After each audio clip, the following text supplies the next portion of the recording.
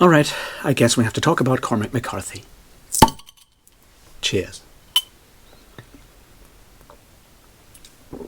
Welcome back, everybody, to me talking about something that is not exactly a book, but at least author-related, and that is, of course, the recent story about Cormac McCarthy in Vanity Fair magazine and the sort of results from that, the discussion that has started or hasn't started, and all the other things. I'll be doing this with hopefully very few jokes. I'll do my best. And we'll go through this in several stages. I think the first part is I'll give you a quick update of what we're actually talking about. Then I'll be talking about some, general social media reactions and stuff. Then we'll be talking about the usual things, separating art and artist and so forth, and then we'll be talking about the way this story was in fact broken and why that is part of what I would call the problem. So that's roughly what we're going to do. I feel obligated to talk about it because a couple of months ago when the whole Neil Gaiman thing happened, I made a video about how to deal with these kind of situations, and as someone who has made videos on Cormac McCarthy books in the past, I guess I have to talk about it now to sort of see what I can do. It's the whole practice what you preach kind of thing, isn't it? And while I've never been, the biggest Cormac McCarthy fan, I would lie if I claimed his books hadn't impacted me and touched me emotionally. And that will change significantly if I ever go and reread any of them. So we'll talk about that near the end as well. But let's get started and talk about what is going on. All right, so last week, Vanity Fair had a story written by one Vincenzo Berry, and we'll talk about that later, called Cormac McCarthy's Muse of Secret Muse Finally Breaks Her Silence, something like that. And the story, in short, is that years and years ago, in the 70s, a then 40-something-year-old Cormac McCarthy started a relationship with a teenage girl. The story claims she was 16. I have seen claims that she was in fact 14 when all of this started. I don't think the age difference between 14 and 16 makes matters at this point. And McCarthy had a relationship all the way to his passing last year, basically. And the story claims that she breaks her silence. Vincenzo Berry visits Augusta Britt, if that is her name, or her, a cover name for the story, I don't really care actually, visits her, talks to her, reads some letters that McCarthy wrote to her, so there's nothing to make me doubt the actual story when it comes to the facts that Cormac McCarthy took a teenage girl, ran with her to Mexico, spent time there until she was of age, and then returned, being, at some point, searched, pursued by the FBI and all the other stuff. Crimes have been committed, legal crimes have been committed, and then there's, of course, all the stuff that is not legally relevant, but still morally highly problematic. So that's the rough story. It also talks about how Augusta's story and the things she talked to and her life's past and so forth were then reflected in the writings of Cormac McCarthy from that point onwards, which would be all the way up to, basically his last novel, that being Stella Maris and The Passenger, and how a lot of her personal trauma ended up in these stories again and again, and how that impacted her perception of him, and how that made her feel in a lot of ways. And those ways were mostly not very good, to put it mildly. So that's what we're talking about. I'll link the article down below. I don't necessarily recommend you read it. And we'll talk about why I don't think it's a good article when we get to that point. But yes, I'll link it down below if you feel like it. It takes a long time. It's quite a long article, and it's incredibly badly written. Badly written in that I don't think it does justice to what is actually talked about, and is more about Vincenzo Berry doing prose wankery to the nth degree, and it's incredibly aggravating. We'll talk about that later. So yeah, that's the basics of what we need to talk about. Now let's talk quickly about how people reacted online on that. I'm I think there are basically three three kind of categories of reactions I've seen on, social media and so forth. I think all of them are basically what I would call different forms of coping mechanisms. Don't get me wrong.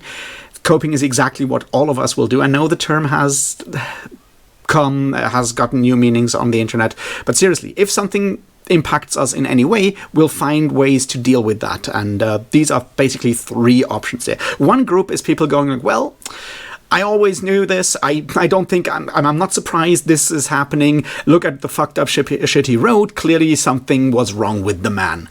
And I think that's bullshit. Because yes, clearly in this case, a person did something something terrible. We also know that McCarthy was an alcoholic. We also have, all kinds of other situations that he was certainly not living the most, at least for large parts of his life, not living what you might call the bourgeois lifestyle with no problems whatsoever. But that is not how this works. You can't claim that if someone writes fucked up shit, he must be, or they must be a fucked up person doing fucked up stuff. That's not how that works. I mean, just imagine what you will have to happen for you to claim the same thing about Stephen King and that scene in It. Yeah.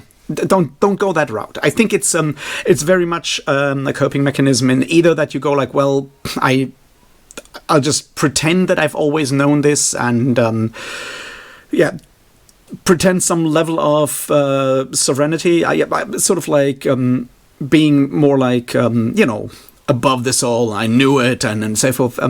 I don't think that works. But I can see where that comes from. Then there's obviously the next group of people going, well, I always hated his stuff, so what do I care? Yeah, I don't know. I also don't think that's like a very helpful way of dealing with this, because you don't have to like Cormac McCarthy's writing. And we'll come back to that. Like, for better or worse, McCarthy is one of the most important, influential, and so forth writers of the 20th century. That will not change in any way, shape, or form, whether you like his stories or not. So what he does and how his stories are sort of influenced by his character and so forth will happen anyway. Now, you can go like, what do I care? I only read for entertainment. It's like, yeah, maybe. But you live in, well, not only a society, but also a culture, and McCarthy is a key part of that culture. So going, well, what do I care? I don't think does justice to the situation either. The third part is of people going like, well, I hope they will still publish his books so I can get those on my shelf in the same color and so forth. I hope they won't cancel him for this. Yeah, I don't know what to say about that one. I mean, whatever, right? I don't think any of the sorts will happen, but if your concern is your special editions, your limited editions, you may have the wrong priorities here. The problem with all of this is, of course, that McCarthy died last year, so there will be no personal consequences to Cormac McCarthy in any way or form, right? We can't, disinvite him from media appearances, conventions, so forth. He won't get we can't, make sure he won't get a Nobel Prize because he won't get one anyway because he's dead and so forth. There are no consequences for Cormac McCarthy, and I can understand that from that is very frustrating if you hope for some idea of justice. Like there won't be justice in this case. McCarthy won't suffer any consequences at this point. So, yeah. And then we obviously come to the final one, which is the usual, let's separate the art from the artist, or death of the author. I don't think death of the author does work here either. Once again, we've spoken about how people are misconstruing that specific terminology. Let's talk about separating art from the artist. And yes and no. I don't think I've already said it doesn't work in general, but it does work sometimes better than in other situations. See, what I would say is that, obviously, whatever an artist knows, loves, does, how they live, their entire existence will infuse their art. That will always be the case. We, as people appreciating their art, consuming that, whatever you want to call it, will always not know the full picture, but we can guess at some things, and maybe knowing some things will enhance our appreciation of their art, or maybe make it harder for us to appreciate their art, depending on where we are. I would argue in a lot of cases, it doesn't really matter. If I read a book and one of the main characters really, really, really hates garlic, knowing that the author also really hated garlic or loved garlic won't actually matter that much. It's not one of the big deals. And I think that's sort of like where the whole I separate art and artist usually works really well. The problem is, of course, if there are other elements that make it into the art that we might really want to know about. And in this case, I think what I want to point out is a parallel to a different writer that has been thoroughly cancelled, if you want to use that word for once. That is, of course, Marion Zimmer Bradley. See, Marion Zimmer Bradley, as you may or may not know, well, you probably know at this point because it's been around for a long time, was married to her husband who did sexually abuse a lot of young children, including her daughter, their daughter. And she either knew of it, well, she, according to her daughter, she knew of it and maybe helped or whatever. It's a really ugly story. You can check it out yourself. I'm not going down that road today. It's brutal, as you may know. Obviously, the result was that her books are now, they're still sold, and her publisher donates the money made with those books to charities helping survivors of domestic abuse and sexual abuse, child sex abuse, that kind of stuff, which is probably the best way of dealing with this once, these things come out after the death of the actual physical death of an author. I would say the main reason why I want to compare Zimmer Bradley with McCarthy here is not so much the sexual inappropriate, the sexual violence or whatever. That is certainly despicable to no end, and I'm not going to call it harmless or anything of the sorts. I think there is a second layer here why those two cases are similar, and that is what you do with your art. See, if you read The Mist of Avalon by Marion Zimmer Bradley, it does have a lot of sort of neo-pagan influences in it. Marion Zimmer Bradley was part of certain Wicca-adjacent covens and so forth. And there are scenes in the book that are arguably, or as claimed by Marion Zimmer Bradley, based on Wiccan rituals and so forth. And there is, of course, one scene in there where King Arthur and young Morgaine are part of a sex magic ritual, fertility ritual, whatever, which obviously involves them having sexual intercourse. Morgaine in that specific scene is very much underage. I think she's 14, if I remember correctly. It's been like a year and a half since I read the book. And knowing the things you know about her, about Marion Zimmer Bradley's actual life and what she did or helped do to her daughter, that suddenly really massively changes how you read that specific scene. And this is where I want to draw the parallel to Cormac McCarthy here. See, Cormac McCarthy had sex with an underage girl. That is fucked up, and that is really bad. And no mercy for the fucker for that. But what he mostly does, and this is something that comes through from time to time in the Vanity Fair article, is taking all the trauma of Augusta Britt, and there was a lot of it from her own admission, although it never goes into detail. It doesn't have to. He took a lot of that trauma, her depression, her mental health struggles, all of that, and turned it into all kinds of characters throughout the years, throughout the decades in his books. And that, once again, I think, is the peril, because there is a level of emotional violation that happens on the artistic side. It's not just what he does in the bedroom. It is very much what he puts on the page where he hurts or can hurt someone. And that, I think, is where separating the art from the artist is impossible. And I said at the beginning, if his books definitely touched me emotionally when I read them, knowing what I know now after having read the article, rereading Stella Maris will be a very, very, very different experience, and a very, very bad one. And before we move on, I want to say, of course, every author, every artist, when they, artists and authors talk to other people and they take other people's experiences and put them into books usually, ideally, they'll change stuff. And I've heard about other people who are friends with writers and so forth who suddenly discover something they said or didn't say in an author's books, and that can be harmful, it can be painful, and it will happen. The problem here is, of course, that McCarthy built up a relationship. You can call it grooming. I guess it is grooming. I don't want to, mince words here or debate definitions or whatever. But he had a relationship with someone emotionally vulnerable, much younger than him, and he took that trauma from them. It's not something that happened in a casual conversation somewhere in a bar. It's something that went on for like 40 years, basically. 50 years, I guess, almost. Yeah, 50 years. And that makes it very, very different. That makes that relationship abusive on a whole other level than just the physical, sexual, or whatever you want to call it, right? It makes that it turns the whole thing into a very different direction.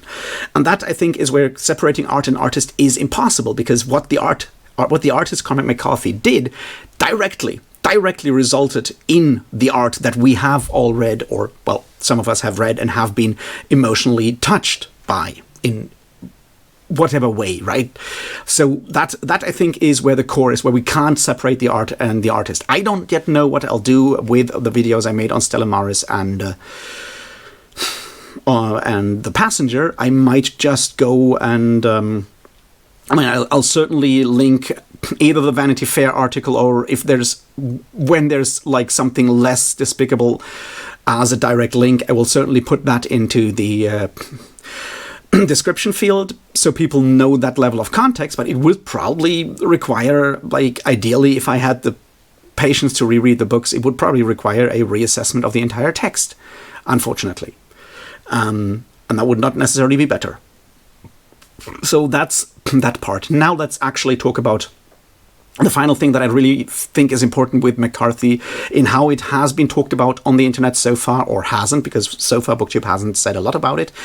I think that's partly because this is still fairly new, and BookTube is not necessarily the fastest medium out there, but I think there's another action here, and I think we can tie that into the Vanity Fair article. So let's actually get to shit talking, and we need to talk about Vincenzo Berry and what a fucking mess this article is. See, the article is very, very long. The prose is incredibly elaborate. You can get the impression that Vincenzo Berry is very much trying, as someone who acknowledges that he is a fan of Cormac McCarthy's and has been for a long time, that he's very much trying to, I don't want to say imitate, but certainly honor McCarthy in the prose style he chose for this specific article, the way he describes Augusta Britt, the way he describes the landscape, all of these things. It does not feel like he's reporting anything. It feels very much like he's writing a fairly fictionalized narrative around a situation that is, at its core, a lot of crimes. And that is, that's highly unprofessional. It feels like he's very much angling for Pulitzer or whatever other awards and prizes for his wonderful discovery of this sensational story about one of the most important artists of the last century. And that's where the thing starts to become really bad. Obviously, the next part is something that I've spoken about before. The story should be, if she wants to talk about the story, should be Augusta Britt's. And the article mentions that she, talks about like whether she will write a book about it or not. And that is what we're talking about. Like, she's a 64-year-old woman at this point. She has lived those 64 years. She has certainly agency. She has hopefully made, come to some peace with like what happened over the last 50-something years. And some of this comes through in the snippets of what you might call interviews or quotes from her in the article, that there is a very complex sort of relationship going on still between her and now dead Cormac McCarthy, which is understandable, right? This went on for 40-something, 50 years, and there will be very messy nuances in there that are very difficult to judge from the outside, where we have like fairly clear ideas of what is wrong and what is right. But the way the article is written does mostly push her into the background, turn the whole thing into... It does not actually change her role in the relationship with McCarthy, right? It calls it McCarthy. He calls her McCarthy's secret muse, and it's still very much McCarthy focused, McCarthy centered on how the person that is Augusta Britt now can be seen in all of these stories, and how it's very understandable that she, caught McCarthy's fancy, whatever you want to call it, and had that impact on him and so forth. And it still manages to objectify her in all kinds of ways, taking away that agency that should be hers by, romanticizing the whole thing in all kinds of ways, and not actually getting down to, the core of the matter, which is he took advantage of a very vulnerable person, exploited her both sexually and mostly artistically for 50 years, and took advantage of her emotions, her complex state of emotions throughout that time, trying to build this up into a two-way relationship where there is supposedly some level of equality going on, which it is not. It never was, and it can't be. And the way the article is talking about this is very much romanticizing it. And I think that is incredibly, incredibly harmful and should be absolutely criticized at every point. I would argue that Vincenzo Barry should be not only not getting a Pulitzer for this thing, but actually get some sanctions from, any kind of organization that has power over journalists, because that is irresponsible to the maximum. Now, maybe Augusta Britt had some right to agree or disagree with the publication of the article. I don't know that. Obviously it's not mentioned, so I'll just assume that she hadn't, because this is fucked up. Anyway, let's move on from this and look at where I think there are some important elements here that we need to talk about.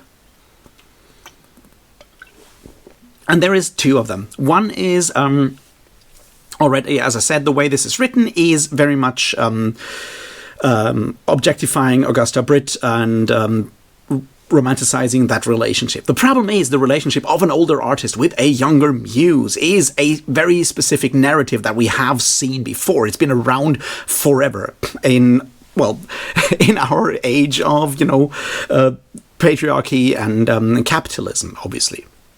And it does basically reconfirm and just keep that specific narrative that this may happen and the artist may be a tortured soul and he finds that one girl. And it's a very heteronormative, of course, in this specific case, but it's also very patriarchal. And the problem with this is, of course, that Cormac McCarthy as an author is very much associated with very clear ideas of masculinity, questioning masculinity probably in some cases, reinforcing it in other cases. And when you look at them, a lot of people talking about McCarthy, calling McCarthy one of their favorite authors, it's mostly dudes. Not exclusively, obviously, but it's mostly dudes. And what we can see with this, I think, is probably one of the reasons why very few people have so far spoken about it, because McCarthy is one of those authors that men who are maybe slightly sometimes questioning, or at least aware of the fact that masculinity is something that can be questioned, are willing to cling to someone like McCarthy, who has these images of broken masculinity, of some form of, brokenness in a lot of his stories. And so we can read this as dudes and go like, well, clearly we're no longer the absolute Superman, but we're wrestling with our questions of masculinity, the world, and so forth. And we find ourselves in that without actually ever questioning our role in society. So a story that is written this specific way does just make it very easy for us to cling to this. And the way it is written allows us to take this specific aspect of McCarthy's personality, the grooming and exploitation of a teenage girl, as part of that broken masculinity and not actually reckon with it in any shape or form. That is one part of it. The other part is, of course, the idea of the tortured artist. And I think this is where the whole thing kind of ends, I feel. See, part of the story, of the Vanity Fair story, is, of course, that Augusta Britt claims that near the end of his life, McCarthy lost contact to all his, friends from the time when he was not actually a superstar, that he lost contact to maybe his artistic soul, that he struggled with writing while he was at the Santa Fe Institute, all of these things. He drank more again, so life was worse when he kind of moved away from her. I'm not going to psychoanalyze anything here, but the idea of the tortured artist is one that really, really needs to die, because while obviously creating art is not necessarily something that will make you happy. It doesn't mean you have to be an alcoholic with all kinds of personal problems if you want to create actually moving, great art. I don't think that's how that works. There are very, very successful authors out there that are really, really good at what they do and still have, happy family lives most of the time and stuff like that. It doesn't have to, but it's a myth that is perpetuated by stories like this, by the way these stories are told. And in that regard, I feel it is very much a story of the 20th century. The tortured male artist with the young muse is certainly something that was big in the 20th century in a lot of ways. And the Vanity Fair article romanticizing the whole thing and not actually coming to terms with it in any way or form reads very much like a piece from the maybe 90s, probably something like that, talking about how he lost his way, not when he decided to basically abduct a 14-year-old or 16-year-old girl, but basically when he stopped actually following his heart and how it drew him to her and so forth, and decided to be actually successful and have money and and so forth.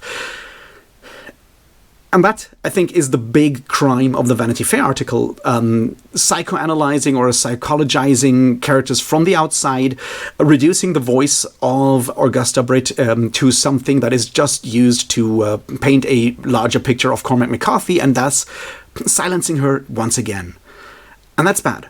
So what I would argue at this point is we need a proper, responsible coverage of the whole situation. Maybe we'll learn more when the next part of the McCarthy archives are opened and we see her letters to him. Maybe we don't. Some way or form for Augusta Britt to actually tell her story without some self-important dude interjecting himself in between her and the world.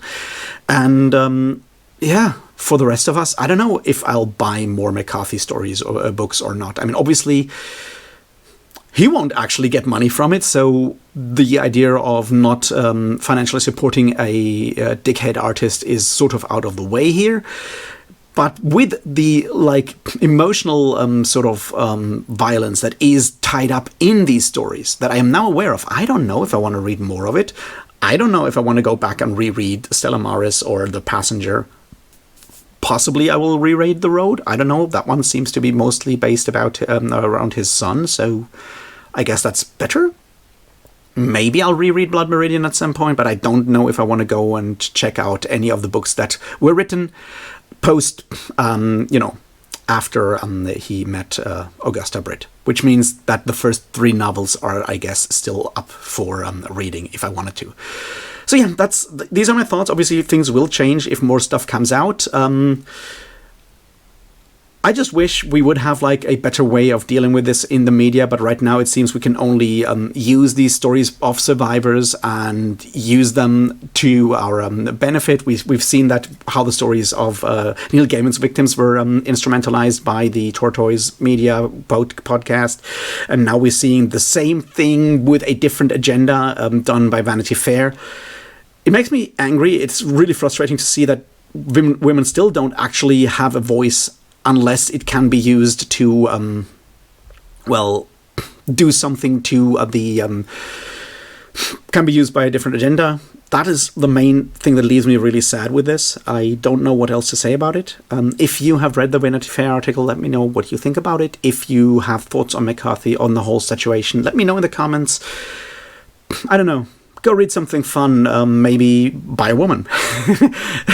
Maybe not Marion Zimmer Bradley, I don't know. Go read some Ursula Le Guin, have some fun, and try to be responsible and not be an asshole. I guess that's the lesson here. Thanks for watching. Like, subscribe if you feel like it, and I'll talk to you about something else very soon. And until then, thanks and cheers.